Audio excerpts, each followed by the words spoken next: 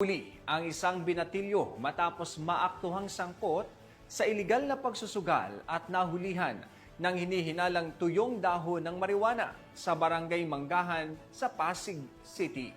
Ang report mula kay Pacho Woman IV Corporal.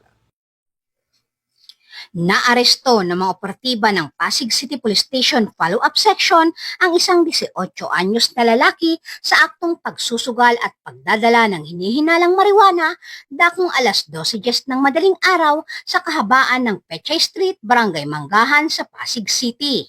Kinilala ang sospek na si alias Eduardo, binata, self-employed at naninirahan sa nasabing lungsod.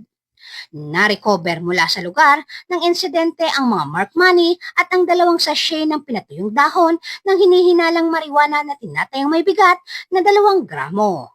Dinala sa Eastern Police District Forensic Unit sa Mandaluyong City ang mga ebidensya para sa laboratory examination at sasampahan ang sospek sa kasong paglabag sa Presidential Decree 1602 o Illegal Gambling at Section 11, Article 2 ng Republic Act 9165 o Comprehensive Dangerous Drug Act of 2002. Mula dito sa Metro Manila, ako po ang inyong PNN correspondent, Patrol Woman IV Corporal, alagad ng batas, tagataguyod ng balitang pulis.